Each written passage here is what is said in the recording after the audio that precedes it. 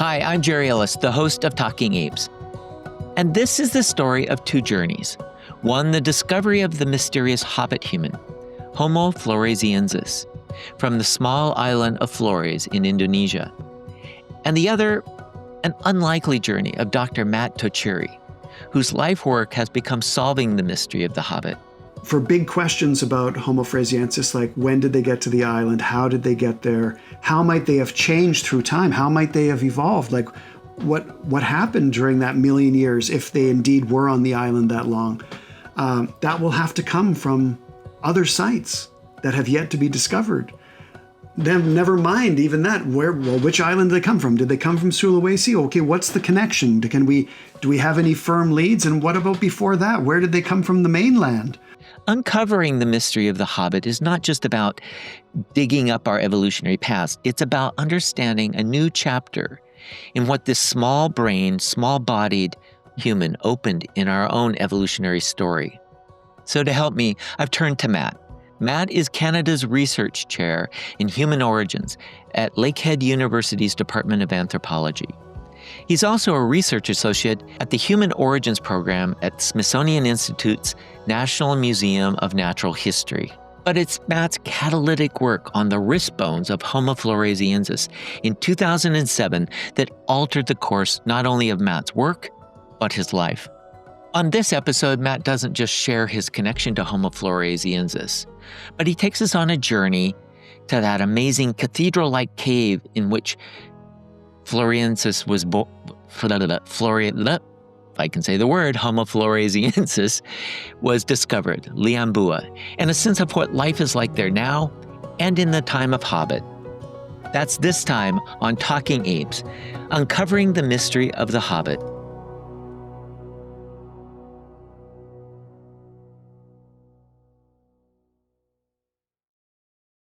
Hi, Matt, and welcome to Talking Apes. I'm really delighted to have you on because you're taking us to a part of the world we don't usually visit on this podcast unless we're talking about orangutans. But before we go there, I wanted to ask you about your background, and because the wrist bone is something you study, and that's your connection to Homo floresiensis, or the Hobbit, as we will talk about it. And I'm fascinated by that connection, but also I'd love to figure out why study a wrist bone? Like, what's that tell us about us and everyone else? Yeah, I mean, the wrist is essentially how I got into paleoanthropology in the first place, and just sort of generally, and then especially specifically for Homo floresiensis. That is my only connect. That is the reason why I ended up doing what I do for the last decade and a half or more of my life, and probably what I'll do for the rest of my life too, for that matter. So, for me, the story is basically, I was when I initially applied to graduate school. I'm Canadian. I'm from Canada. And when I initially applied, I was interested in bioarchaeology, ancient Egypt, the typical stuff that you get interested in as an undergrad. And that's what I thought I wanted to do. And so I was very interested in skeletal anatomy, and I had learned the human skeleton, and that had been my only background. I had a little bit of faunal analysis, but nothing primate, right? And so I knew the human skeleton inside out, and I was, I prided myself on the fact that you could give me any fragment of a cranium and I could tell you exactly where it came from in the head. And I used to joke at that time that I knew half the skeleton really well. And that's because half of the bones in our body are in our hands and feet. And I didn't really learn the hands and feet that well, just like most people don't. Most osteologists, they skip over those parts, or they just learn them, you learn them a little bit, enough to get by on a test, and then that's it. But anyway, I ended up applying to various graduate schools, and I was very unsuccessful at getting into graduate school. And so, of over a dozen places that I applied over 2 years, I got accepted into one place. And that was happened to be Arizona State University. And, but of course, with no funding, right? And as a foreign student, that's pretty much like, well, we'll see if they show up. You know, they probably won't last, kind of thing. But I was keen, and I just thought I took out a loan, and I had enough money to make it 1 year. And so I thought, well, I'm just going to try and do my best. I really want this, and hopefully, you know, I'll attract the attention of the dominant male and females, you know, professors in the department, and they'll give me some kind of teaching or graduate assistantship, and I'll have the tuition waivers and I could stay. And so that's what I did. And I went, and initially I was focused on that, and I worked really hard, and I even went to Egypt after that first semester to continue the field work I was doing with my undergraduate professor. And that was the plan, to just keep, you know, this was what I was going to do as my master's and PhD in sort of bioarchaeology. But at ASU at that time, because the IHO, the Institute of Human Origins, had moved there several years before, there was a large contingent of researchers and also graduate students that were doing human evolution and primate evolution. And so I just sort of got indoctrinated a little bit, because we'd go for lunch and, you know, and they're talking about all this stuff. And I was just sort of casually interested, but nothing more than that. I didn't really want to change what I was doing or whatever, but I also needed work, and I needed to be able to fund myself. And in the end, long story short, I ended up being offered a research assistantship working with this interdisciplinary group that was more computer scientists, but they happened to be working with Professor Mary Marski, who was a longtime specialist in the evolution of the human hand. And they needed someone who could help work for her, as her work with their group was basically looking at three-dimensional modeling of wrist bones. And so, you know, there's not just one wrist bone. We have 8 wrist bones, and interestingly, so do chimpanzees, bonobos, and gorillas, right? But orangutans and all other non-human primates have 9 wrist bones. So it's actually an interesting feature related to the evolution of African apes and humans. And so I ended up working with Mary Marski as her research assistant. And I was really just doing it for the money. Like, I was doing it to be funded so that I could keep doing what my plan was. But, you know, as I was working with her, I just sort of got more interested in, because I was learning about what she was interested in. And just as an anatomist, when I started looking at these bones, because she just had scans of other ape bones, essentially, like chimpanzees and gorillas and orangutans, and I had never seen that. I was just human anatomist. And I remember immediately, or very early on, becoming captivated by the trapezoid, which is the wrist bone that's immediately underneath your index finger. And I was just interested in it because in great apes, it looked completely different than what it looks like in humans. And so I just thought that was fascinating. And then relative to the conversations I had with my fellow graduate students, I started asking them, like, well, why does it look so different? When did this shape change occur? And none of them knew. None of them, they said, well, there's no fossil trapezoids. No one's ever really no one's looked at this. And so I thought, well, I mean, shouldn't this be quantum? Like, I sort of thought, this is kind of interesting. We need to know this. And they were like, oh no, it's not interesting until you can find a fossil that, you know, you could say something about. So I thought, well, whatever then. I found it interesting myself. And so I ended up, you know, Mary essentially slowly but surely brought me to the dark side, if you will, and brought me over into this more human evolution and functional morphology area. And I began to really focus on the trapezoid. And everyone used to make fun of me then, because they're like, yeah, there's no fossils. You're just, you know, wasting. No one's going to be interested. And I'm like, I don't care. Like, I would say, if someone ever finds one, it's going to be important.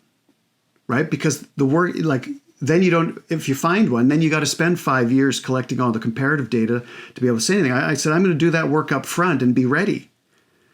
And so, funnily enough, you know, it's sort of like, you know, you make good choices purchasing certain stocks over others for your retirement. You know, I made a lucky choice, because a few years later, as I was at the Smithsonian, finishing up my dissertation, Lorraine Cornish, who was a conservator from the British Museum and had actually traveled to Jakarta to help conserve some of the Homo floresiensis remains, showed up to give a talk, basically November 15th, if I'm remembering the date correctly, 2006, right? And she came and she gave a talk, and at that point, I was just fascinated by Homo floresiensis, as all of us were, because when it was initially published in 2004, I mean, it just shook our discipline. And so it was the first time that I can remember our professors at ASU, like I sort of come from, prior to my academic world, I played a lot of competitive pool, mostly snooker, right? Mm-hmm. But I hung out pool rooms like I was a small-time gambler, if you will. So I could read people. And it was the first time I remember noticing that, all of these individuals that we were learning from and that we respected were really unsure. They didn't know how to respond.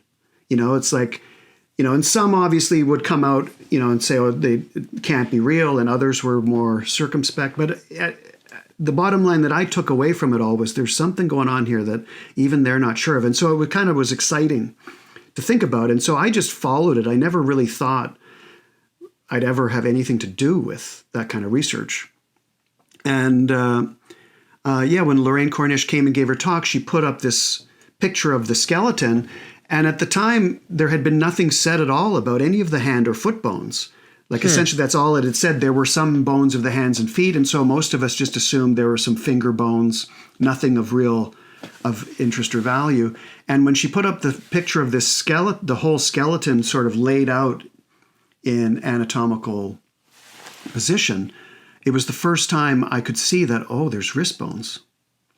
And I thought whoever put that photo together, if they really knew what they were doing, then the wrist bones that are there, it includes a trapezoid. And so I immediately sort of got interested. And she then said, and I happened to have, because everyone at that point was just fighting over the brain, right? It was this huge debate. Is it a new species or not? Everyone was concerned with the head, as, we tend to be, right? We're very, head centric in paleontology generally. Yeah. And the head is very different. I mean, you can understand why. I mean, it's only a third the size of ours. Exactly. It's so small, right? Yeah. But that weighs the pathology ideas, microcephaly, all of these things. And anyway, and then also people were fascinated by the small body size, like so you've got this small head and dwarfed body, if you will. And so, the wrist just wasn't anything anyone was fighting over. And she happened to make casts of these things, of these bones. And then she said she had them with her because she wanted to send them to Bill Jungers, who was the paleoanthropologist who had brought her over to help conserve the remains. And so she didn't want to send them to him all the way from England. She thought she was coming over to the US anyway. She'll come to Washington, D.C., meet her conservator colleagues, and then drop them in the mail up to Stony Brook, to where Bill Jungers was. But she said, if anyone wants to come up after the talk and look at them, you're welcome to.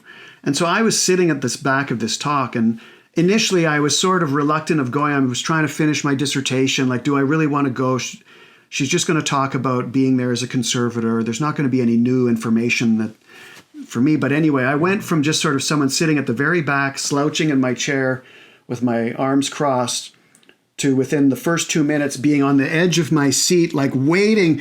Like I still don't remember anything else that she said. For the rest, all I could think about was racing through my head is, what are these bones? What is it going to look like? And so like going through those options in my head, I kept coming to, well, it's probably just going to look human-like, because if it is island dwarfed Asian Homo erectus, then even though we don't have those wrist bones for Homo erectus, it was still, and even at that time, I was also broadly assuming that it would be more human-like than ape-like. So whether it was a pathological modern human or some descendant of Homo erectus, I was kind of thinking it's going to look like a human, but it's still going to be interesting to see. I kind of thought if there's anything seriously going on, like as a syndrome, as pathology, then the wrist should be impacted. Like there's a good chance that we might see something. And so I went up after, kind of really excited, and just to look at them. And as they dropped out, I can still sort of remember them tumbling out of her Tupperware container box because there was foot bones there as well. But because all I was doing was looking at, great ape and human wrist bones day in, day out, they just kind of just popped right out at me. And when initially I saw the scaphoid, and I saw that it was it had a few. That's the bone that is actually two wrist bones in other non-human primates, and so it's fused in African apes and humans, or it essentially never cavitates. It never ends up becoming two bones instead. And so that was right away. I was okay. This is hominin. Like it's got the right scaphoid morphology. It's not a weird orangutan, for instance, that got across the Wallace line or something, or a hylobatid for that matter. Which were still some ideas that some people were passing around at those times. Oh, really? Right? Like, could it be some sort of convergent, ape? But right away, seeing that fused scaphoid to me was like, okay, that's a clincher. This is part of the African ape human family, but it's way over here on the other side of the world. And then the trapezoid. And when I saw the trapezoid, I could actually, I can still feel my knees buckling because it was too much. It was too much for me to comprehend that. It was, like I said, it was November 2006. So it had been a full 2 years since the papers had come out.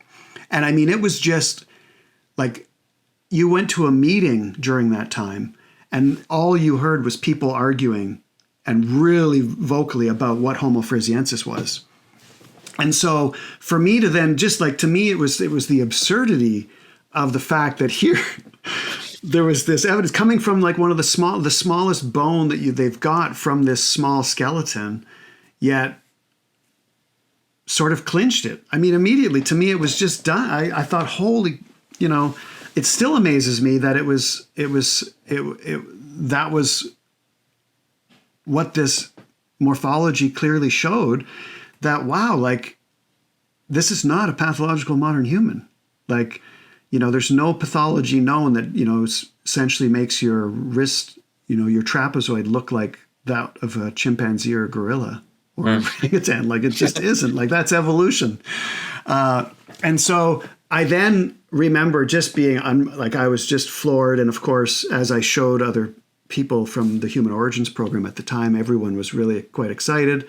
And thankfully, at that time, it sort of quickly, I almost had this weird hangover immediately because I'm like, well, okay, now I know this, but what do I do now? I don't have permission. I didn't ask, someone didn't say, would you like to look at these? And of course, in paleoanthropology, generally, that's a tricky thing, right? The people who find stuff are the ones that do the work. You don't just get to muscle your way in there.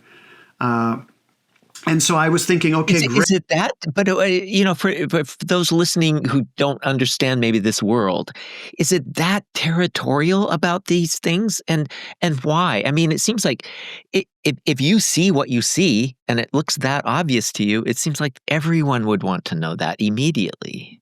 Yes, but I think it's also you don't know. They might have already seen it. Right? They're already working on it, right? It just happened that I happened to get access in a way that wasn't really for all intents and purposes, Lorraine Cornish shouldn't have been showing those casts around, right? But again, because she was a conservator, not really thinking about it, she just shares it. And then, you get these situations, and this happens a lot where various people have seen certain fossils years before that things have been actually published. And that's why these rumor mills go around okay, when is it finally going to get published? And then wait, it's not, there's all these other details. And, you think of the Auroran femur. I don't know if you're familiar with Auroran, but this is another fossil hominin that dates in the 5 to 6 million year old range. There's still always things about what, where the bones came from exactly. And, it's never ending really. But so I felt bad because I sort of thought, great, now I know this, but what I'm not going to be able to just write this up and publish it anywhere, right? I would be ostracized probably, right? And so I just thought, okay, well, I remember John Yellen, who worked at NSF for his career.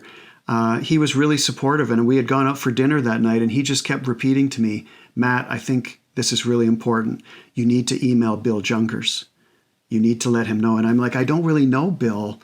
I just knew him as like an alpha male silverback within the field of paleoanthropology. And I'm like, okay, I'll send him an email. And I actually, I shouldn't say this, but I went out that night in Washington, D.C., and I got really drunk because it was just phenomenal that, all I kept thinking about was what I had seen. And I called a few of my graduate student colleagues, and told them what it was. And we were just laughing and, enjoying the moments and that. And then I went home and I emailed Bill and I told him what I saw and what I thought and said, if you need anything or you need help, I'd be love to do it. But I recognize you may already have students that you've promised this stuff for or whatever. And I woke up the next morning and he had already emailed me back. And, wow. And so once he got the bone, once those casts arrived to his office, he then shipped them directly to me. And he just sent them right back in the mail. And then I scanned them. And we then submitted an abstract in December for the paleoanthropology meetings, which were coming up that following April or May of 2007.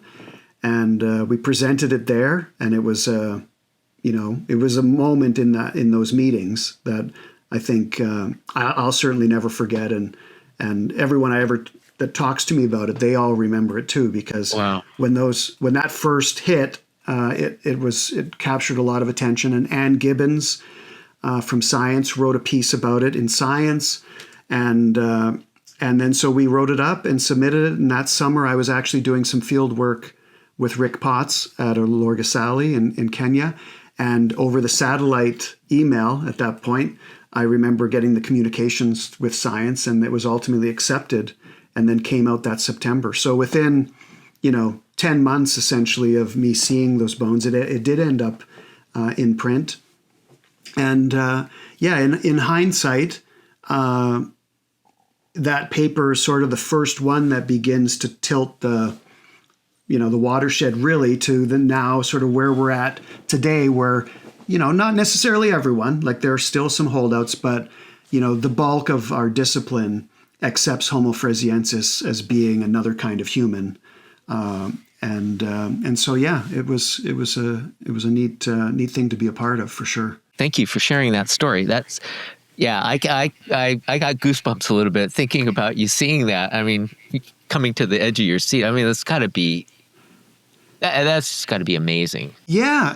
I mean, it's like looking for the Holy Grail, and then all of a sudden somebody drops it in front of you, and nobody else recognizes it's the Holy Grail. Like you asked me initially, how did I get into the wrist initially? That was part of it. Like the fact that it was the trapezoid, like it was the bone that initially got me interested in this whole field anyway. And no one else was that interested in it. The only other person that ever wrote anything about the trapezoid was a man named O.J. Lewis, fantastic comparative anatomist.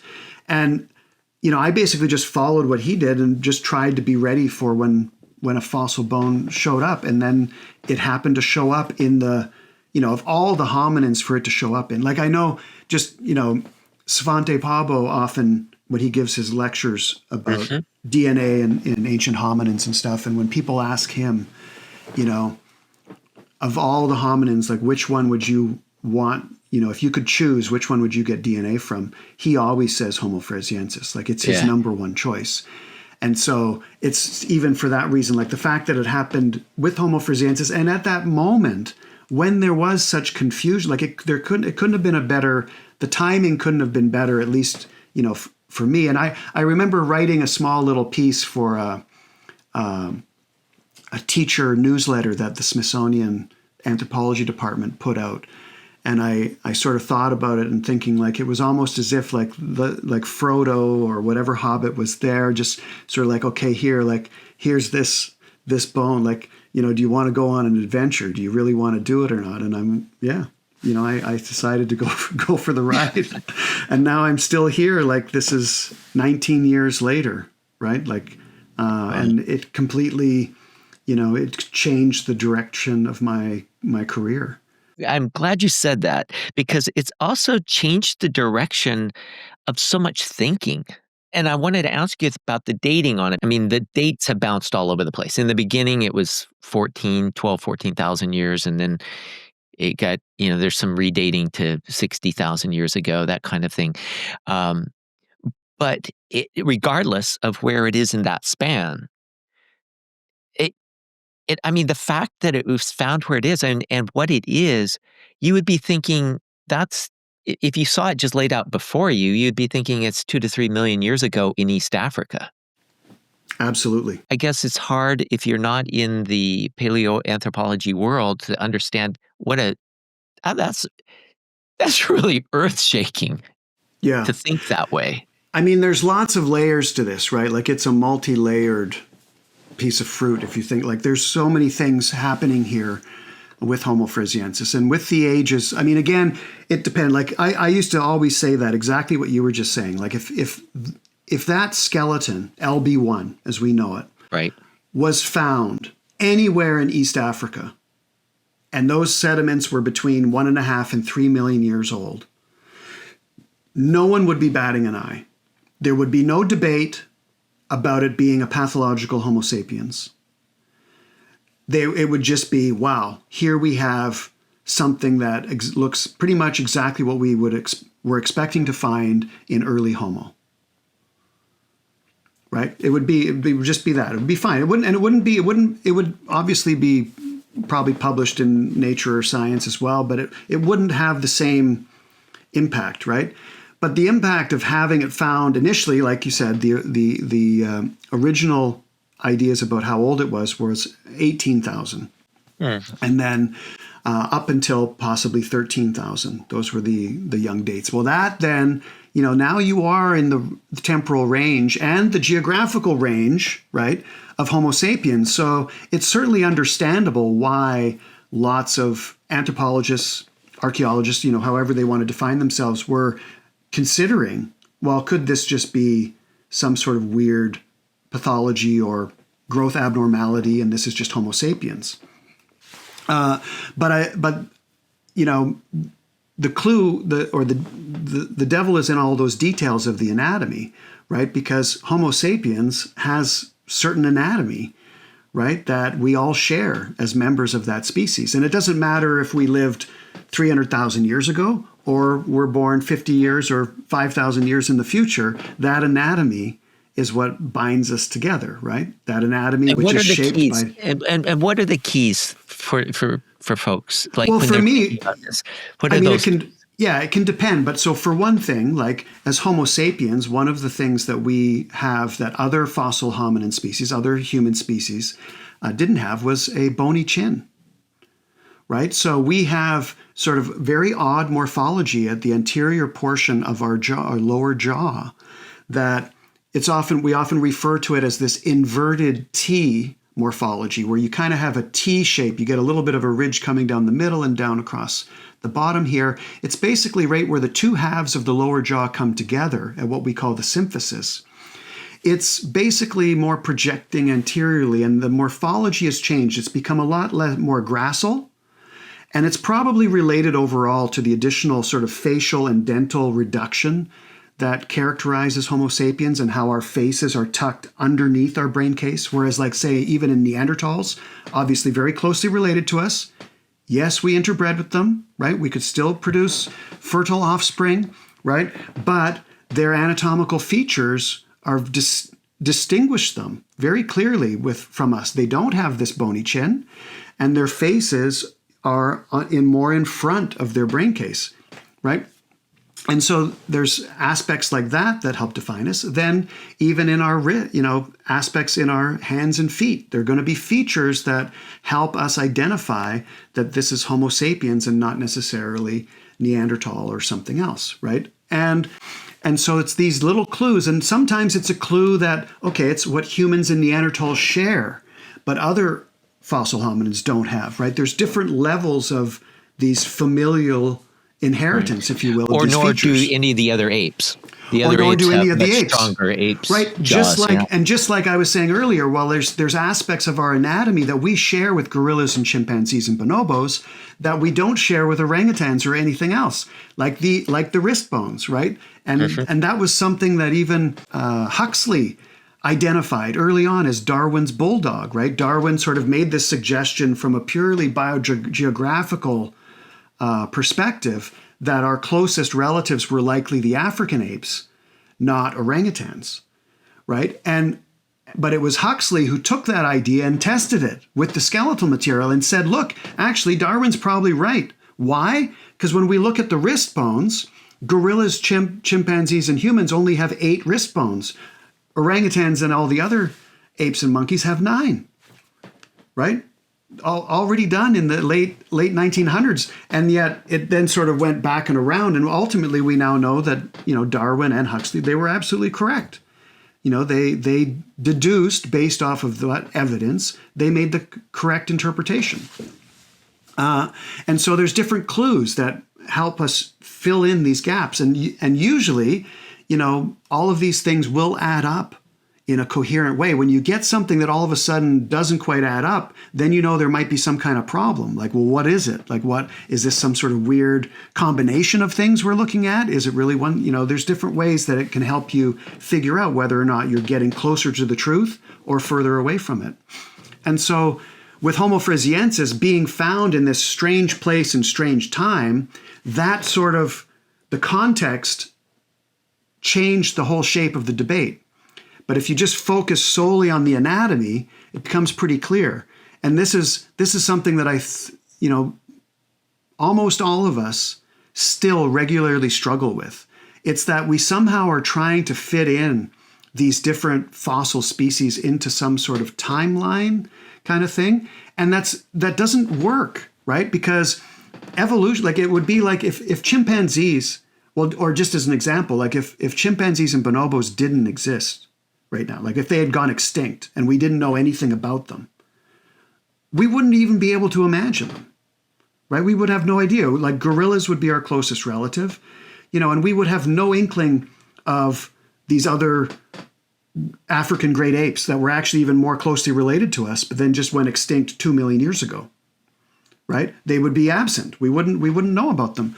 Well, and so Homo floresiensis, even though we're finding it basically overlapping in time with us, it's no different than us essentially discovering chimpanzees alive, right? It's the same idea. Our ancestry goes way back.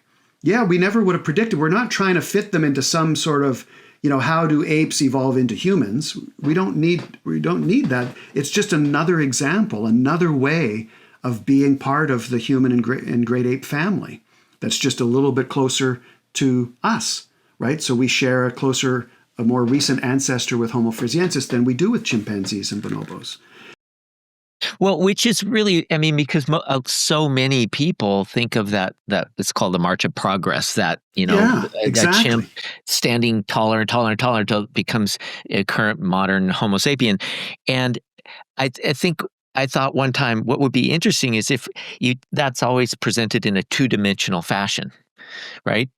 But if you just took a drone shot of that and you went up above and you saw that actually on the side of each of those, it starts splitting off into other lines of this progression, you would start all of a sudden, now you have this one that gets stuck way out here called Floresiensis, and you just go, holy crap, how did that get there? That's just like... Yeah. Off in the bushes somewhere. Exactly. No, exactly. Like, we always have to remind ourselves that chimpanzees and bonobos and every other thing that's alive today has also been evolving, right? They're just as evolved than us. Like, it's not about whether something is more evolved or less evolved. It's just evolved or it isn't. Yeah. Right? It's like, are you pregnant? Right? The answer is either yes or no. There's no thing. But yeah, we're always trying to have these gradations, and it doesn't make sense. And so this is the issue. And so, like, Homo floresiensis, what I liked when I look at it and I see its anatomy, I imagine, right, and I subscribe at least to the hypothesis that it's probably a lot closer to the anatomy of early Homo than anything else we've got. right? I may be incorrect about that, but I would, and I don't necessarily see it as this sort of time-traveling fossil, if you will, but they just sort of retain the package of features that I suspect, at least, is probably common at the origin of our genus, the genus Homo. And yet, for whatever reason, they survived. They didn't go extinct, 2 or 1.5 million years ago, like all these other hominins did, that we thought somehow as brains were getting larger, all of these smaller brained hominins couldn't survive. Well, that's not the case. Like, they were doing just fine, right? If anything, their isolation to me suggests to me that if anything, what ended up happening to a lot of these other hominins, that probably like this branch, like you just described it, and that has, to me, that's the way it has to have been. That's how life happens, right? There'd be all of these branches. We're only ever going to sort of get evidence of small few of these branches. We're never going to see them all, right? Unless we can get some kind of time travel machine happening. And then that'll just blow our minds, because there'll be so many of these lineages that have not left any descendants that it'll be really hard to wrap our heads around. But that's what happens. And so with Homo floresiensis, they made it. And yet, why did they make it? Well, somehow their ancestors, however they did it, probably accidentally, but we don't know for sure, made it across the Wallace line. Something that very few terrestrial mammals have ever or terrestrial vertebrates for that matter, have ever done. And it survived afterwards. That protected it, essentially, from all of this other evolutionary experimentation with the hominin family tree, including the evolution of us and the ancestors that came before that, the ancestors of us Neanderthals and Denisovans, for example, that were basically going all across Eurasia, as early as 1 million years ago, right? That competition, competition within genera is driven by competition among species within those genera. Why? Because they're so close, they're so closely related that they have the similar adaptations. And so not many of those species end up going extinct just because of this, competition that's happening within their genus. Not necessarily because they're fighting each other, but they're going after the same resources. Right. Right? And so when those resources are depleted, they never have to make contact with the other one necessarily. They could still cause them to go down that road to extinction. But Homo floresiensis' ancestors made it across the Wallace line, the brave new world, right? And protected them, right? Up until 50,000 years ago, when part of our ancestry and the ancestors of living, Australian Aboriginal and Papuan people, made it across that line. Maybe just 30-second description of that line so people understand. Sure, absolutely. Because it is critical what that line, without having big cats and other predators and stuff too. That's a big. Yeah, no, exactly. So the Wallace line is named after Alfred Wallace, who was a contemporary of Darwin's and who is the co-discoverer of natural selection, right? He and he did his work in Southeast Asia, and he loved studying animals and plants, right? And he went from island to island looking at the different plant and animal species that were there. And he just wrote it down. He wrote down his notes. And he recognized that, wow, as you move east through what is now Indonesia, right? As you go from island to island, a number of them stay the same in terms of their overall distribution of the animal and plant species you find. But when you go from Bali to Lombok, so Bali and Lombok are these small Indonesian islands on the east coast of Java. Once you go between Bali and Lombok, which isn't that far by boat, but all of a sudden the plant and animal species change dramatically. And the same thing happens if you go from Borneo, right, where orangutans are, to Sulawesi, right? And as you move further east, it changes again and again, it gets lower and lower, and you start seeing things from Australia, right? You start seeing species coming from Australia instead, different marsupials.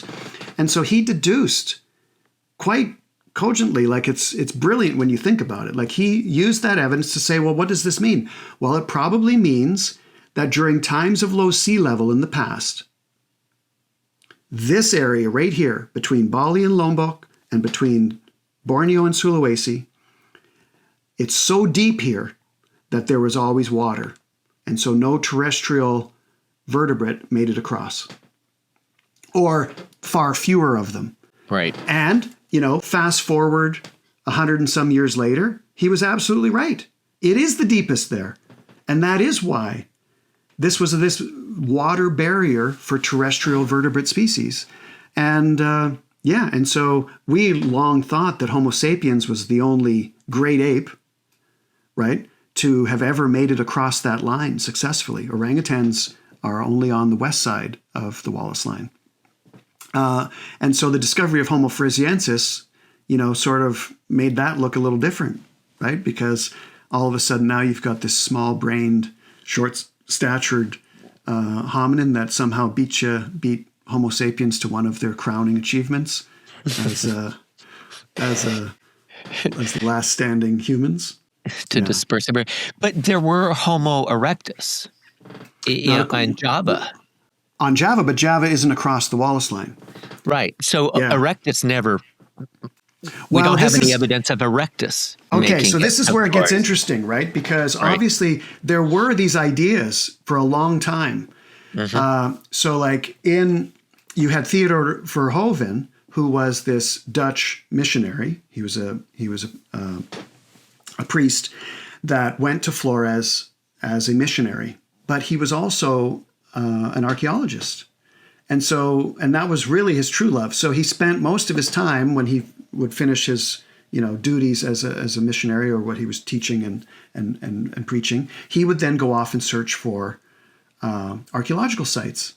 And he found in the 1950s evidence of stone tools and fossil elephant remains that he then thought, and others agreed, that were about 750,000 years old, based on the similarities of the fossil elephants with ones from Java. And so he argued then that, Homo erectus must have got to Flores. But no one took it seriously. It just sort of existed out in the gray literature for decades until a group of Dutch scientists mostly in the 1980s and then in the 90s were following up on this. And then they started making these arguments that Homo erectus had made it to Flores. Again, against the tide, sort of was pushed back, and most people just ignored it, pretended it didn't exist, right? Until finally, Mike Morwood was then working with some of them, and they got some of the geological samples where some of these tools came from in Central Flores, radiometrically dated to about 800,000 to 880,000 years old. And this is right at the turn of the millennium, so 1999, 2000. They published, I think, if I'm remembering correctly, in Nature in 1999, saying that, okay, now here is radiometric evidence that these stone tools found on Flores that people have ignored for, 5 decades, are really this old, and are, definitely are much older than our species as Homo sapiens. And so it must be Homo erectus. And then Mike also, as Mike liked to do, he would then take another leap and said, okay, well, this means Homo erectus was using boats.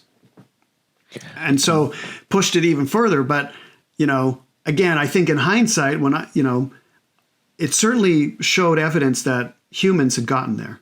What humans, we don't really know. And how they got there, we have no idea. Right? But it gives us that point on the map that, okay, hominins were here. But that was the catalyst, that this idea that then, okay, there is something there. That was partly what was driving some of the research to then and ultimately end up finding LB1 and finding Homo floresiensis. And obviously, when that was found, even the people sort of in the know that were more following this work in this part of the world, they weren't expecting to find something like that, like Homo floresiensis. Have you actually been, so it was found in a cave. All of this was found in a cave. Have you, Luang Bua, and thus LB1, I guess, where yes. from? Sorry about that, yeah. Yeah, no. Have you been to the cave? Have you been to Flores? And Oh, absolutely. Yes. I've spent a good part of the last 15 years there. I would assume. Tell me about, when did you first visit the cave? When did you first go to Flores? Okay, What so year? after my initial involvement with the wrist, right? And if Right. you remember, it was just casts. I only worked with the casts, right? And I was sort of at the start of my career, finishing my PhD, beginning, figuring out what I was going to do as a researcher, and mostly I was going to Africa, right? That was what I was focused on. I thought, well, that's where the hominin record is, and that's where I'll probably spend most of my career. So I was going to places like Kenya, South Africa, Ethiopia, and yeah, I really just never dawned on me at all to go to Indonesia. Like it's a lot further. Like, but after, the roller coaster that happened with the Homo floresiensis wrist, Mike Morwood at that point was quite happy with that, because he'd been slugging it out 2 years with these debates, and it drains your energy and it's hard to be involved in these intellectual debates at that level, right? Especially when they don't stop, right? And every time you turned around, there was some new idea about what pathology it could be or whatever. And so when the wrist paper came out and really sort of put a big dent in those kinds of arguments, he was very happy. And so he then asked Bill, because Bill had already gone, Bill Jungers had gone several times to study the remains.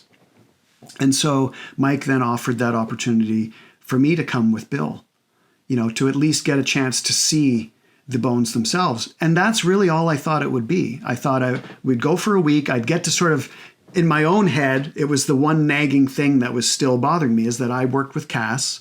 And in our business, if you work with casts, there's always going to be other people who say, well, you never know if the cast is perfectly on, or there'll be grumblings, right? And so I just wanted to see them for my own eyes, confirm that they look just like the cast did, and so I went, and I got to meet some of the archaeologists from Indonesia that had been involved, and so it was great. It was a 1 week, trip to Jakarta, and that was that. And I always remember it because at the time it was so fast that I didn't even learn how to say anything in Indonesian, like not even to say thank you. Like it was just that fast. We saw everything and went back, and then 7 or 8 months later, Mike reached out again and asked if Bill and I wanted to come and see the excavations. Oh, wow. On Flores. And that was also very meaningful to me, because I kind of wanted just to, again, the context is so important, right? And so I didn't want to be, someone that would only be able to say that I never went, like I've never been to the site. It just sort of sounds so ridiculous when you think about it. But anyway, so But I would think the site would also give you, the context is huge. It's huge. Yeah.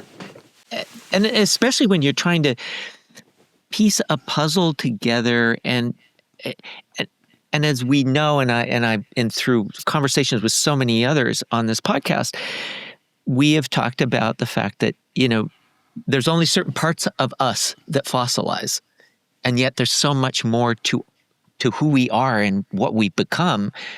And context is what drives us understanding that. Absolutely. Yeah.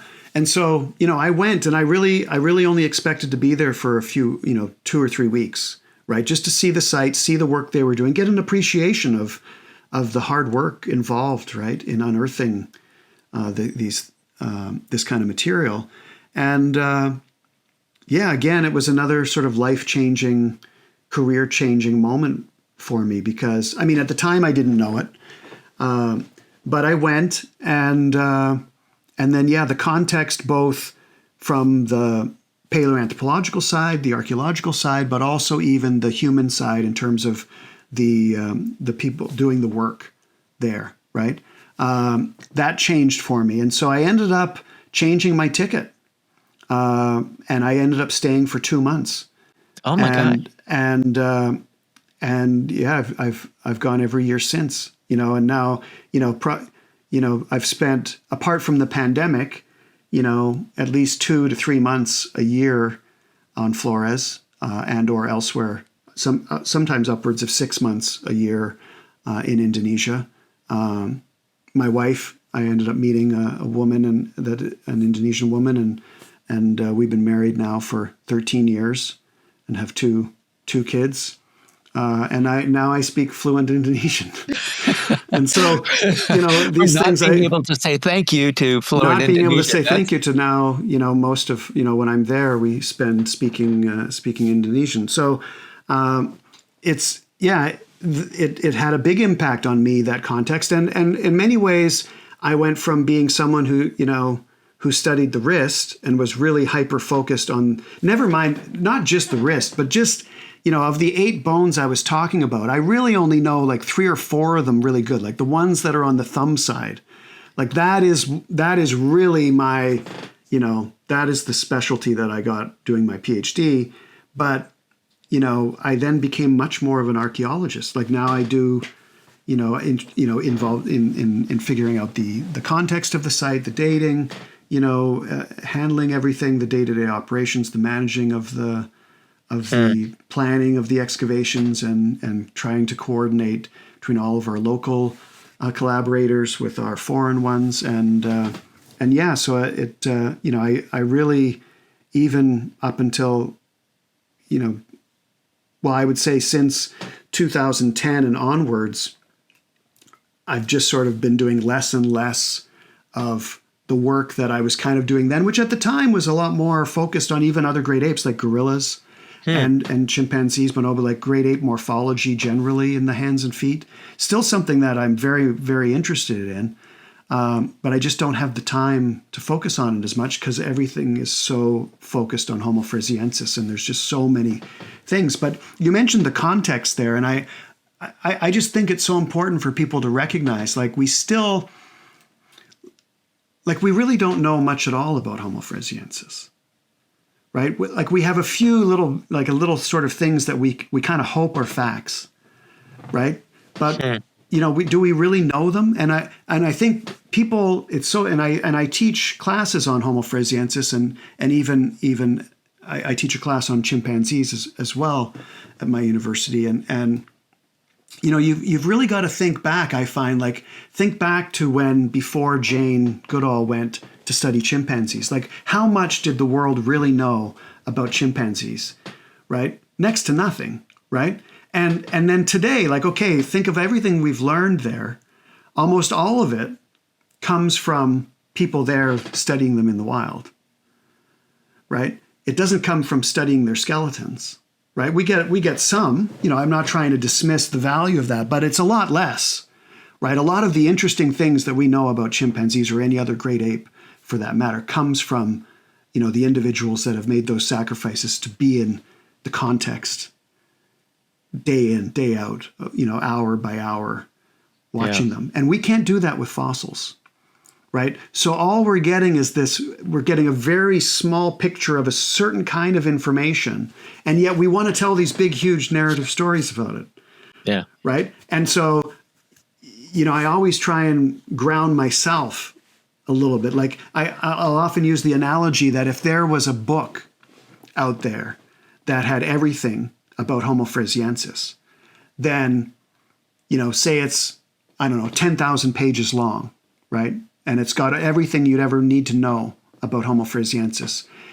We have a few scattered pages, ripped and torn pieces, right? That we're trying to decipher some kind of cuneiforms. And yet we're trying to make these big, overarching arguments and interpretations about human evolution, when really we don't, we have to look ourselves in the mirror and say, okay, well, really we don't know that much at all. We're just slowly, piece by piece, just trying to add a little bit so that, say, 50 years, 100 years, maybe 200 years from now, people can then say some things a little bit more intelligently and accurately about Homo floresiensis than we can. Draw a picture of what I want to come back to this issue of context, and especially in terms of environment, because that is in the environment. long before we could start manipulating the environment like we did, the environment had to manipulate us, and probably had a lot bigger influence on some of our evolution than has previously been given credit for. But can you sort of draw a picture of this cave uh, uh, in Lianbua and what it looks like? And because I mean, I've seen pictures of it, and we'll put a picture up in this so people can see. It's not just a tiny little cave that you poke your head into. This is like a living chamber. You can imagine full-on orchestra performing in this thing. Absolutely. Yes. It, It's yeah, cave, generally, even for me, even to this day, when someone says cave to me, you think of some sort of small, dark thing you've got to crawl into, and then it's completely black, pitch black inside. Cave doesn't really do it justice. I mean, it's really more like this large rock shelter that's just amazingly comfortable. And I think that's always the surprise. Like when we excavate at Liangbua every year, we get countless tourists are coming through every day, right? And one of the things that I think amazes almost all of them is how comfortable it is inside, right? Like when you walk out on the road leading to Liangbua, it's tropical, right? It's very hot, muggy. You're sweating profusely in seconds as soon as you're out of your air-conditioned vehicle. But then you walk into Liangbua and it's all of a sudden like somebody turned the AC on, and it's perfect. It's not like too cold or anything. It's like perfect. I'll often give talks and say like, okay, if there's any building engineers or things in the audience right now, then, and most of us work in institutions where, it's either always too hot or too cold, can never be right. They need to go and study like the limestone structure of Liangbua because it just keeps this perfect ambient temperature throughout the whole course of the day. And it's so nice, like it's so big and open, you never feel restricted. You don't feel like you're in any cave. You just feel like you're protected, right? And so it's this nice open air, it faces north, so there's lots of sunlight, and you just get this gorgeous view every day. And so, I always explain to people that, okay, when we excavate at Liangbua, there are an amazing number of remains that we find. It's not just human remains, it's all of these other animals. Because it's not just the cave of Homo floresiensis or the cave of Homo sapiens after. It's the cave of everything that lived around here, right? And every living animal, right, even to this day, that lives in that vicinity, they try to spend at least some time of their day inside of Liangbua. Why? Because it's just a nice place to hang out and recharge, even if it's just for a few minutes. And so we don't find Homo floresiensis there, or Homo sapiens for that matter, after Homo floresiensis was extinct, because they were living in the cave. To me, there's just a complete misconception of what this place was used as. This is just a place that on some days of the year, as they're moving across the landscape as a foraging, population would, right? They then spend a few days here. There's some activities happening here. Maybe they spend the night, but maybe not. Like, I don't know if I'd want to be spending the night in there, actually. Like, I might feel more comfortable heading out once it's dark and climbing up a nearby tree, right? Or something like most primates do, right? Aside from large gorillas and that will nest on the ground, you're going to go up. So it's more just, it's an activity place and it's a comfortable place. And so if you're within that area, yeah, you're going to make that effort to go a little bit further so that you can do some of the rest of your activities in there. But otherwise, it's not necessarily the place that they're living in for years and years at a time, right? That's a convenience that has come with our agricultural innovations, right? That we're able to stay in places for long periods. But prior to agriculture, I mean, within a few days, the resources that would be available for a large animal like a hominin, or a great ape for that matter, they'd have to be on the move. With Homo floresiensis, some of the activities that are happening in the cave relate to the stegodon remains that are found there, these elephants. But there's also these scavenging birds, the vultures and the marabou storks, which are also very common in Africa, right? And you'll usually see them around elephant carcasses. And so that kind of bird sounds, that would be kind of the sounds that you would hear around Liangbua, I would say, when there would be a stegodon carcass laying around. Well, when we finish this, I'll get some recordings and throw a bunch of these, the crows that are pestering outside the studio here, throw them into this thing. That was exactly what I wanted to ask you, because we have found remains of other species, things like a stegodon, which will probably be a completely new word to so many people, and we think that Floresiensis actually hunted these guys. Is that okay, so idea, or this is the thing. Yeah, I think the jury's out on that one. And I would say I don't think they hunted them. But this is what was originally published, right? So again, when I go over these kind of issues, not just with Homo floresiensis, but paleoanthropology generally with students or people that are interested, you always have to make sure to use the old axiom, trust but verify, right? Like generally people have good intentions, right? They're just trying to interpret the evidence, but there's a tendency for all of us at one time or another, we tend to go a little bit further than the evidence really enables us to, right? We get a little too sure. We like stories. Like it's part of, I see it as it's such an integral part of being a Homo sapiens that we're storytellers, right? And sometimes those stories are not perfectly factual. And that's okay. But we have to, in science at least, we have to try to recognize or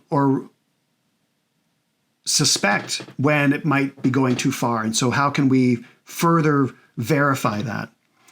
And so, what happened at Liangbua in terms of the initial discoveries, yes, when you found the Homo floresiensis remains, found stone artifacts, found the remains of all these other animals, like countless archaeological sites that have been discovered previously, and this was definitely the common way, even going all the way back to Olduvai and other places. If you found stone artifacts and then animal bones, it was the common thing was to say, well, yeah, they're there because the humans were eating the animals. Duh, right? Like, and so that is this leap, right? Because there's no necessary connection other than the spatial connection that you found them digging at the site. But temporally, those artifacts could be there from, year 100,632, and the bones came from 5,000 years later. And all the superior dating methods we have today are not going to tell you that, right? And so you're going to go on telling this story that these stone tools were used to kill those animals when they weren't even in the same, millennia, never mind the same year. And so, a big part of the evolution of paleoanthropology, I think, in the last several decades is improving all of these, sort of faster, easier ways of coming to interpretations to, making sure, like, it's basically the graduate students, the next generation, kind of holding the feet of their predecessors to the fire a little bit to say, okay, you were saying this. Are you sure? Really? This is the story you're going to tell me? And so when Homo floresiensis was found and you got the artifacts, yes, in that older tradition, okay, yeah, well then they must have been hunting the stegodon. But there was no physical evidence necessarily tying the tools with the stegodon remains. So we don't see any scraping on bones. We don't. Well, this has any been of that. Well, this is sort of work in progress by Dr. Grace Veach, who finished her PhD a couple years ago, and as part of her postdoc, she's been working on the taphonomy of the site, and specifically the taphonomy of the stegodon bones. And taphonomy is basically the study of what happens to things after they die, right? And so it looks for actual evidence to try to link the tools with the bones. And so what's becoming clear, and she's presented on this now a couple times, and is that there are both Komodo dragon tooth marks as well as stone artifact cut marks on some of the stegodon remains. And overall, that picture does not suggest that hominins were hunting and had first access to those remains. Doesn't mean that they didn't, right? Doesn't mean that they didn't hunt them, but the evidence that we have suggests it's probably more sort of passive scavenging. And again, it's the same is true about the fire use, right? So originally, when there were some charred bones that are found, and there's actually lots of charred bones that are found at Liangbua. And when Homo floresiensis was discovered, and they thought that the charcoal that was dated to 18,000 and 13,000 years ago, right? These charcoal radiocarbon dates that were used to provide the age of Homo floresiensis. They thought that was related to Homo floresiensis, so the charring and the burning. So they're also using fire. The small brain hominin using fire. Wow, even more interesting. Well, in the end, fast forward to 2025, we have no evidence to say that Homo floresiensis used fire. Those charcoal and all those burned bones come from the last 50,000 years, when in fact now the more detailed work that we've done at the site shows that Homo floresiensis isn't at the site after about 50,000. And so all of that fire use is coming from Homo sapiens. Does that mean that Homo floresiensis never used fire? I don't know. Maybe they did. They could have, I guess, but we don't actually have the physical evidence for it. So, again, the context, right? My approach is that we should be careful. Like, let's not jump to the big things, because if, like you said earlier, if you just Google Homo floresiensis or try to find any information about it, chances are you're going to find out very quickly that it lived until about 18,000 years ago. It used fire and it hunted stegodon, right? Yeah. But in reality, like, you never get a second chance to make a good first impression, right? That's what they say. And in Homo floresiensis, I feel like in the future, it will be used regularly as another great example of how a lot of times our first interpretations of something are almost always wrong, right? Or at least overreached, right? And so, I'd be more than happy if in the future we end up uncovering evidence that definitively shows us that these are the cases. But I think until such time, we should be a little bit careful about it. So again, with this hunting behavior and or the use of fire, when you think about it from an evolutionary perspective, okay, when did these kind of behaviors evolve in hominins anyway? It's kind of murky. We don't, really good, well accepted archaeological evidence for fire that 99% of archaeologists agree on is only about 500,000 years old, right? There is evidence about 1 million years old from South Africa that lots really, that seems reasonable and legitimate. But other than that, it's mostly all within the last 500,000 years. So if that's the case, and if the ancestors of Homo floresiensis are reaching Flores at least 1 million years ago, which is suggested by the archaeological and other fossil evidence at the earlier sites on Flores, and now also even on Sulawesi, why would they be using fire anyway? Unless they evolved it convergently. Yeah, exactly. Right? And so, there are aspects, and even when we think about the hunting behavior, like there's this long-held assumptions about how, like, the hunting driving human evolution. I'm not so sure. Like, this is sort of the old men way of telling stories, right? Like they want to, the man, the hunter, and these ideas that are decades old and have sort of been important from a theoretical perspective within the discipline, but they're faltering, right?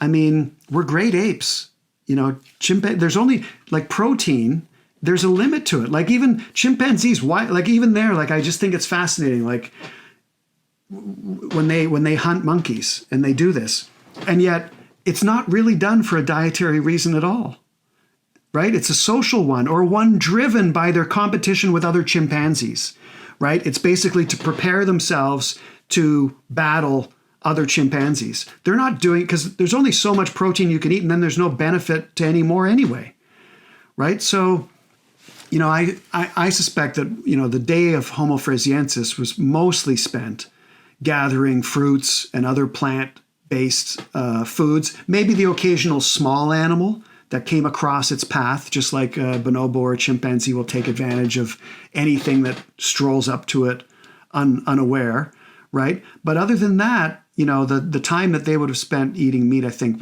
was probably just opportunistic and when they could, and maybe for something other than a dietary reason as well.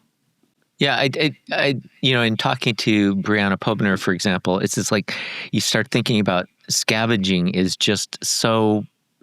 I mean, it's a big part of our past that we don't think about. I think maybe it's because it's not noble enough. You go back to your point about storytelling.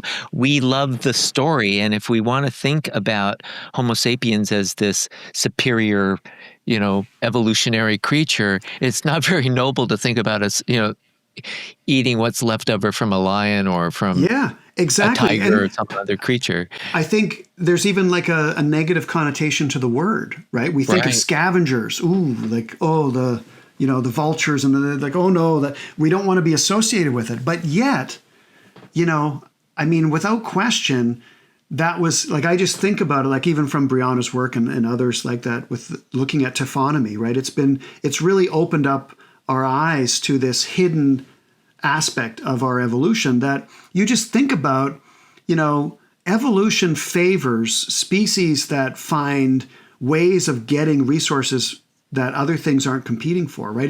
They find sort of these, it's like the gold rush and there's no one else following. And you think of like these carcasses laying across the landscape, and hyenas were very good at going in and crushing the bone, right? But then there's still lots to go around, and hominins figuring out if you wait a few days and those cats leave, there's still those bones. We just got to crunch them, and then we get all of this stuff, and there's nothing else competing for this except the hyenas, so stay away from those. But, it's just opens up the door. And so the whole reason for doing it in the first place was probably scavenging, and it's so much safer. Why do you want to try and take down, some kind of huge mega herbivore? Like, are you out of your mind? Like, hominins, even the largest of us, are not going to, like the numbers of fatalities or injuries and all of that. It just doesn't add up in an evolutionary sense, to me at least. Yeah, and something we haven't actually talked about is the size of the species we're talking about. When we talk about Homo sapiens versus Homo erectus versus floresiensis, we aren't even, why don't you talk about the size? Because I think that it's important especially when we talk about hunting versus scavenging, because you're talking about a primate that is so small, a hominin that is so small. And you've got, even today on Flores, you've got Komodo dragons. Sure. I mean, they're gigantic. Yes, but they are actually dwarfs, the Komodo dragons, or they're the small version of the large varanids that once roamed across Australia and those other islands. Right. Right. And so the size part, it's interesting. I've undergone my own evolution of all these things because I end up being on Flores for so long, and I end up thinking about Homo floresiensis more than anyone possibly should. Right? Don't tell me you've gotten smaller because you've spent all this time on Flores. As you noticed when I first came on, you noticed I've became a lot grayer than I was when I started. And so when you started this podcast, actually. No, exactly. Well, the smallness, this is another thing. I usually try to at least walk people away from gravitating too much toward the small size, because my own feeling is that it leads us astray of some important missing bits of information. Okay, so yes, are they smaller than us? Well, are the skeletal remains of Homo floresiensis that we found so far smaller than us? Yes. Are they smaller than any other hominin we've ever found before? No. Right? LB1, the main partial skeleton and the type specimen of Homo floresiensis, is essentially the exact same size as Lucy, arguably the most famous hominin fossil ever discovered. They are identical. Their femoral lengths are absolutely the same, maybe off by like 5 millimeters or something.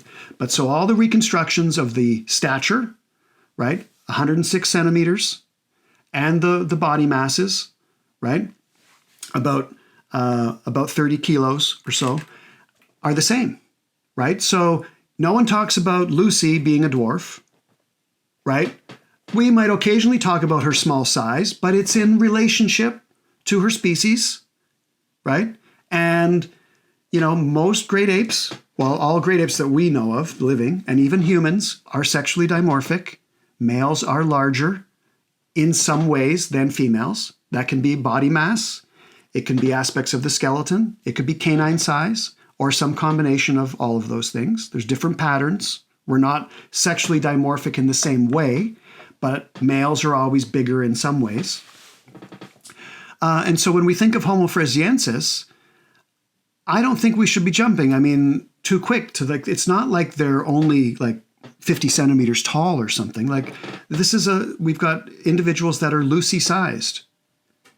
Okay, well, with early Homo, do we really expect them to be that different in body size from Australopithecus afarensis? Probably not.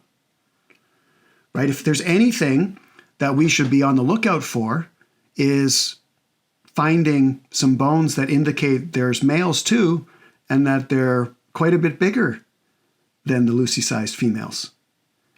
But we don't have that evidence yet, right? So there's this intriguing aspect that we have LB1 and essentially not very many other individuals, right? You're talking about probably 6 to 7 as a minimum number that are represented by all the skeletal elements. Now that we have a better understanding of the chronology, it's clear that, we can't just assign these to 15 different individuals, right? That might be the case, but there's not the duplication of elements, right? We've got this one partial skeleton and then a few other bones that are duplicated in that partial skeleton that tell us that there's more than one individual there.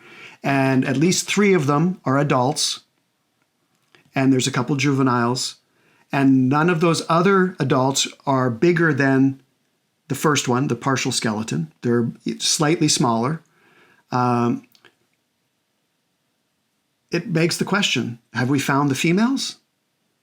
Have we found the males? Are we expecting them to be monomorphic? What all of a sudden we think some sort of hylobatid, like hylobatids are gibbons and siamungs, and they tend to be more similar in body mass to each other. That this somehow evolved within the great ape and human family tree too. We've never seen it. Could have happened. It would be really fascinating if that's the case, but it's probably not. How will we ever know that for sure? Well, they're probably still going to have some kind of dimorphism, at least in the canines, right? And, if we find enough fossil canines, that might give us an indication. So for instance, with Ardipithecus ramidus, this is one of the arguments for, which ones are male and which ones are female, are the differences in the canine sizes.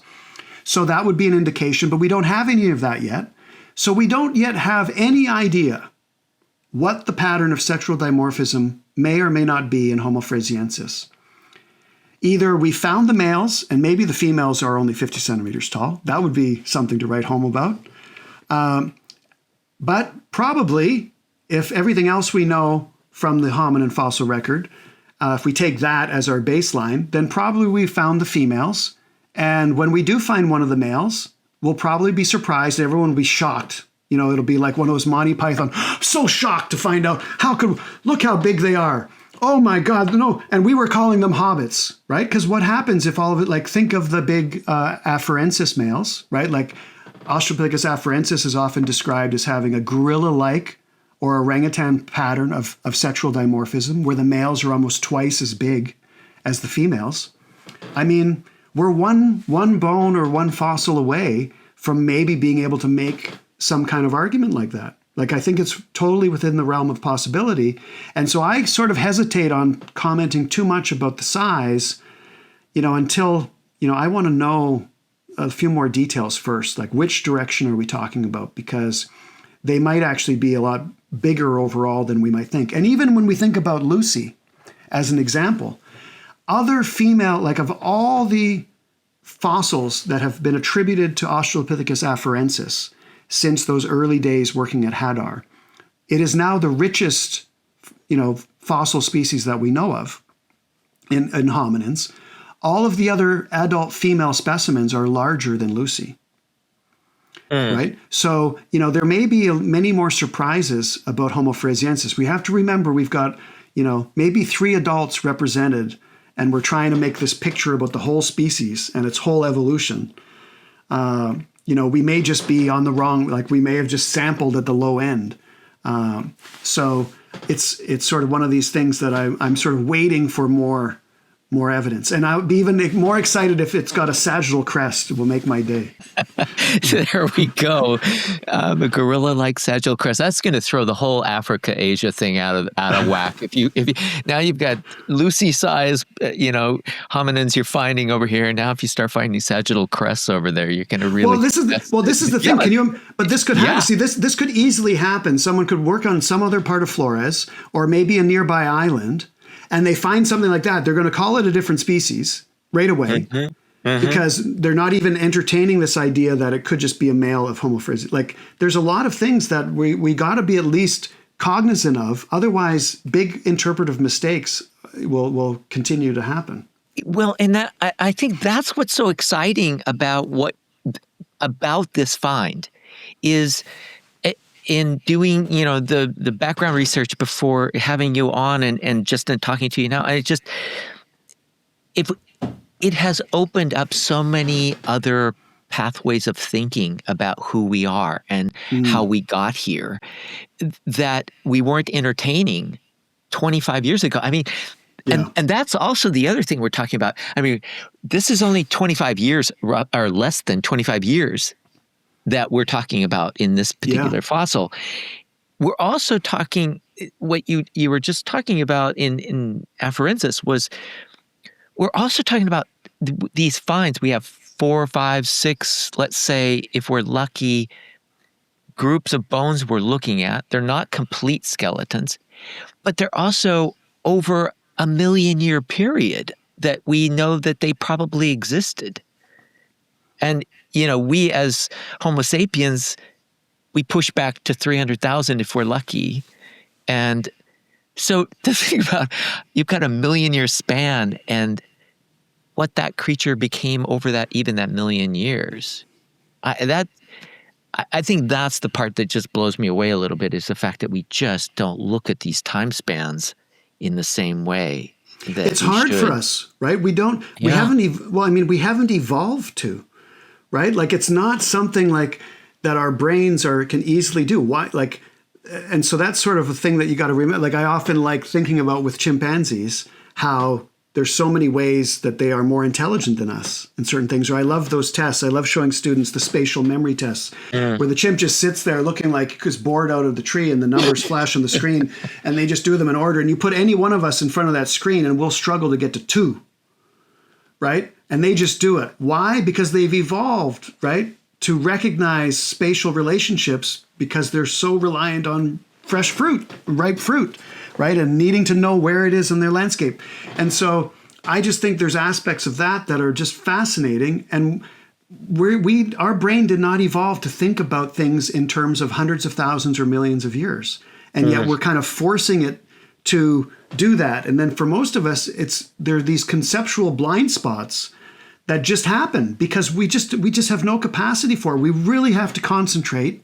We really have to think, because I often even remove myself from thinking in years entirely, in that if I'm really trying to think critically about it, I will convert it into generations and lifespan. Like, okay, so how many generations would that be? Like, for a chimpanzee or human, like, okay, wait a minute, wait, that number now makes way more. Okay, now wait, on all of that time within, each of those lives, like all of those days, like for some stuff to happen and respond to and search for food and find a mate and I mean, it's hard. And with Homo floresiensis, again, like of course, there's the older fossils on Flores that now, and the stone artifacts that are there that are, 800,000 to 1,000,000 years older or older. But again, it's just 2 dots and we can, that makes a straight line, but yet none of us know for certain that the ones that are there that we found are really ancestral to the ones we find at Liangbua. We don't know for sure. We hope that's the case. But maybe multiple hominins got to Flores. Maybe Homo erectus did get to Flores. Maybe Homo floresiensis isn't an island dwarf descendant of Homo erectus. Maybe it's something else. Like what, we don't know. What if the ancestors of Denisovans and Neanderthals made it to Flores? All of these what ifs that are not that far out of possibility. Like, it's not like I'm suggesting like, oh, it's gibbons. Gibbons got to Flores and somehow they can evolutionary evolved into Homo floresiensis and converge. That's just BS, right? It doesn't add up. The evidence does not support that. But these other possibilities are not that far out. And within a few years and a few discoveries, it could just be the regular, reasonable thing to say, because that's what the evidence then leads us to. But, right now, we just don't know. And it's hard. And yet we want to know so much. We want to just talk about them like we've known them our whole lives. The Hobbits, come on. We know everything about them. But, it's hard that way. And And especially since you're working in this part of the world, you're working. I mean, I've worked in Australia, lived and worked in Papua New Guinea in Australia for a while, and then I've, been throughout some of this region. And you're working, especially when you're working in a tropical area, things don't fossilize real well in the tropics. And then you're working on volcanic islands. I mean, so there's how much could be there that we just will never find, but also that we just haven't been looking long enough. We haven't, because we were so focused on Africa. Yeah, no, I agree. Yeah, there's, and I think that is why, like, over the past 25, 30 years, like, so many of the, really fascinating and interesting discoveries that have been made have been coming from Asia and Southeast Asia specifically, right? Because it's just, there certainly was a dearth of information. Now, yes, in many ways, like you said, there are factors that contribute to it, right? And, fossils they're not just eroding out of the landscape, that every year you can just take a walk down the rift and immediately spot things that weren't there the year before. Oh, good. Okay, we'll dig here for 10 centimeters and get a few more, right? In these areas, no, like, there's a lot more effort that goes into it. Effort in the sense that, you've got to be out on the ground looking, you've got to find things, you've got to then raise the money, right? To say, I want to dig here. I don't know if there's anything here. Like, it's a hard sell, right? It's a hard sell for funding agencies because, they don't know, is there anything, is there going to be anything after? And so even on Flores, I think the amount of investigation has been quite limited, but it's partly because it's just a lot of false leads. Like, there would be areas that you can go and dig, but you're probably not going to find anything anyway, right? So it sort of will just take a few other lucky breaks and the sheer dedication of some individuals that just never give up and keep searching. Like Mike Morwood was definitely like that. Like, he was just always pushing to find new sites, and many of his colleagues from Australia sort of continue in that tradition, and they're finding a lot of stuff. But it takes a lot of effort, and not everyone is able to do that effort. A lot of it now, though, is coming from sort of the next generation of Indonesian scientists being trained, and because it really, in the end, this sort of colonial way, if you will, that we've inherited of how this research gets done, it's dying. And I think that's good, right?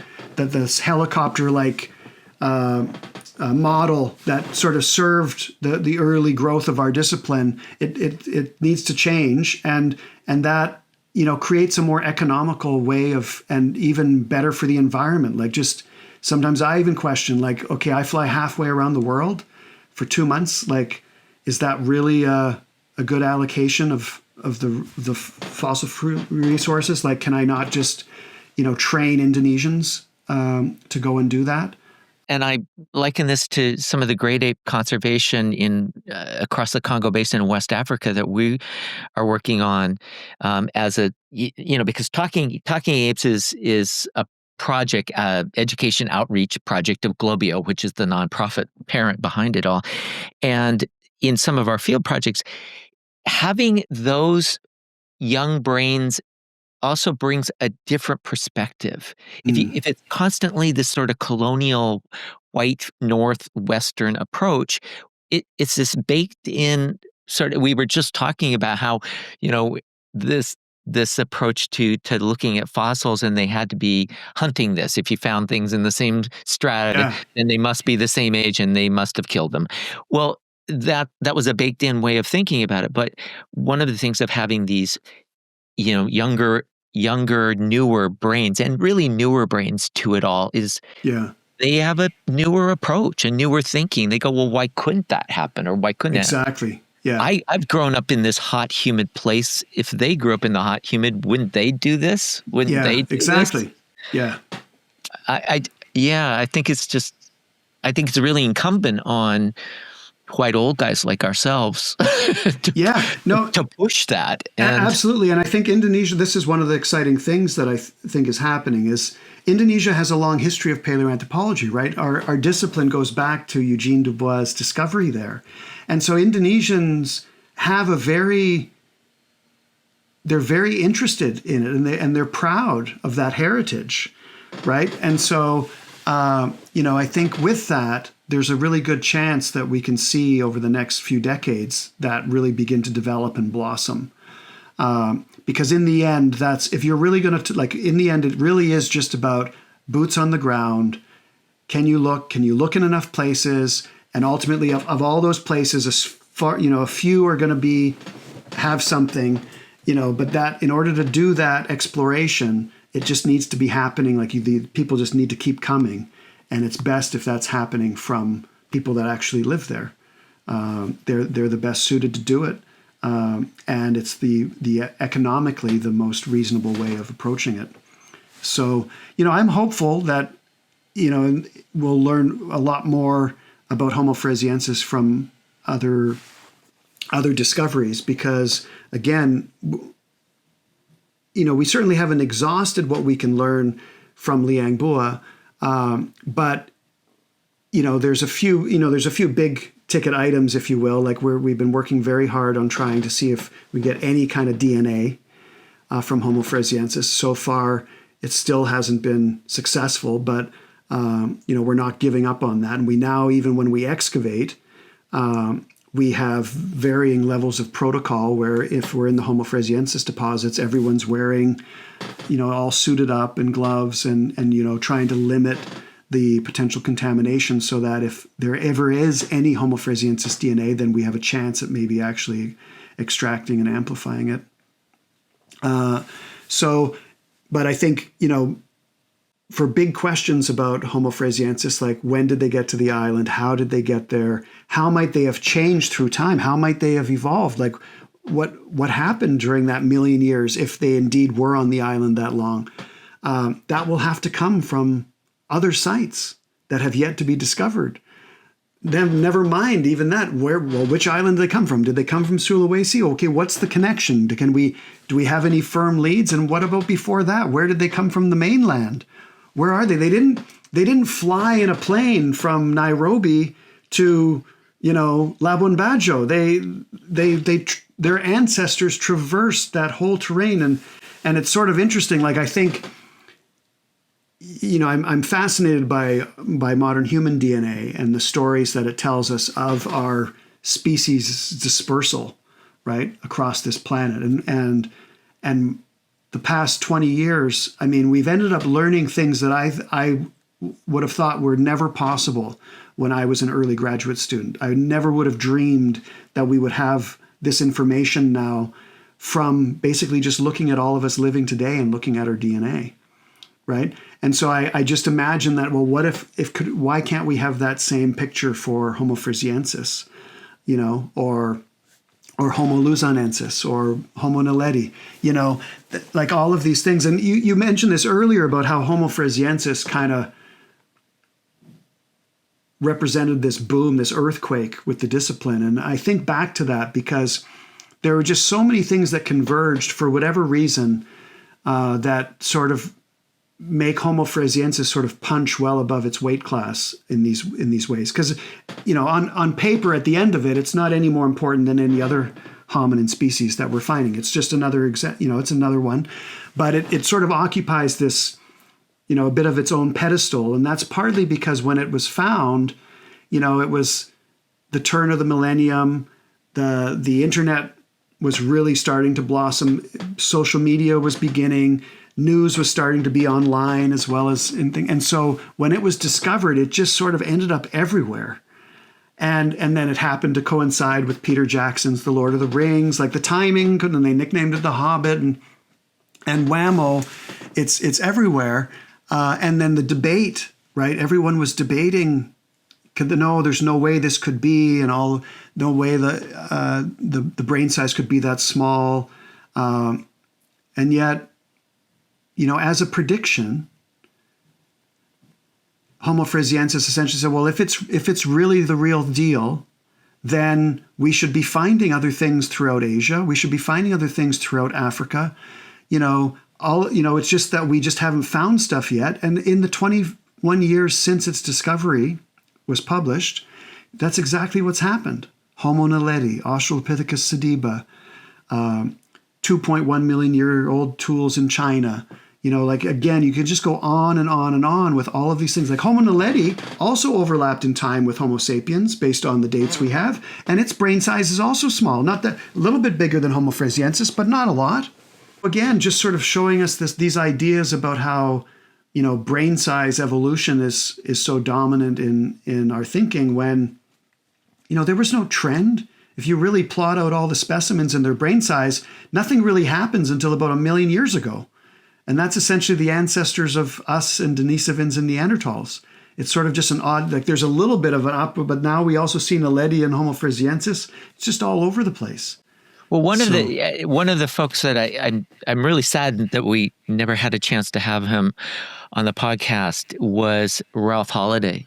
Oh, okay. And, Holloway, yeah. And he died this last March. The professor at Columbia University who focused on brains. And one of the things that he said in an interview regarding floresiensis is the fact that this tiny brain, just assuming a tiny brain can't think like ours. It doesn't have that complexity to do things.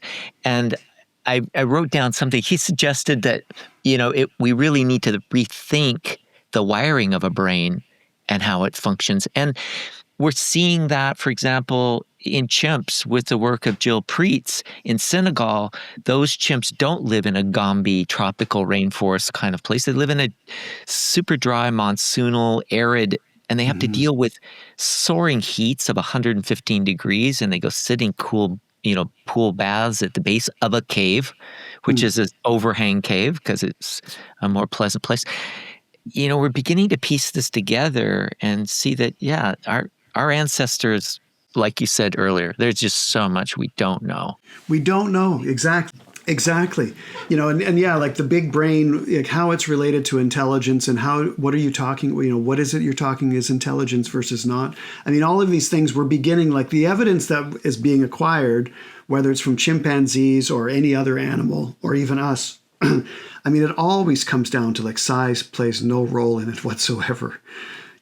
So why do we still want to just fall back on it? Because it's one of the easiest things when we look at ourselves in the mirror compared to what we look at these other animals that we notice, right? And so we think it's important. But I mean, at some point I'm hoping because a lot of that anatomy of the brain doesn't fossilize, right? So that makes it so difficult. You basically only get that outer part that's then on the inner side of the cranium that sometimes you'll see and sometimes not.